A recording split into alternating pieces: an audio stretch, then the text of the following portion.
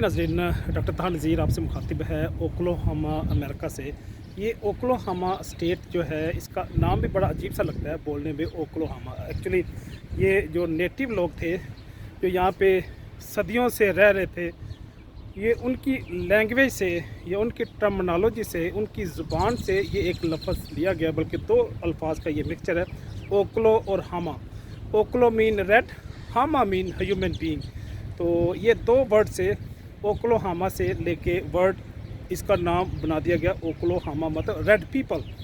तो red Indians कह लें इनको, जो पुराने नेटिव अमेरिकन लोग थे।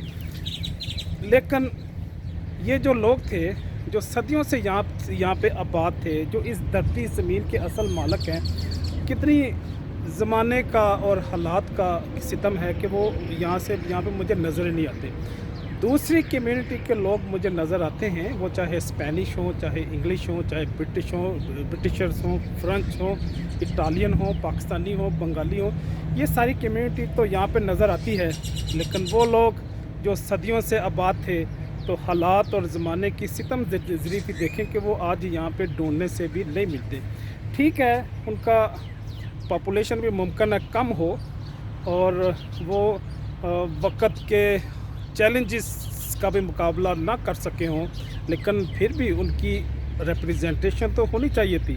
उनकी यहाँ से कहीं ना कहीं तो निशानदगी होनी चाहिए थी। लेकिन अनलकीली इस ओक्लाहोमा में मुझे वो कम्युनिटी नज़र नहीं आती। खुशगवार मौसम है और इस ओक्लाहोमा का जो कैपिटल है उसका नाम भी ओक्लाहोमा सिटी है। खूबसूरत मौसम है, ऐसा ही है जैसे आप लाहौर में किसी जगह पर खड़े हों। ये क्योंकि अप्रैल है, तो अप्रैल में मौसम ऐसा ही खूबसूरत होता है। हाँ, अगर इसके बाद अगर आएंगे मई में, जून में, तो यहाँ पे सख्त गर्मी का आपको एहसास होगा, सामना करना पड़ेगा। लेकिन विंटर बड़ा अच्छा होता है यहाँ पे।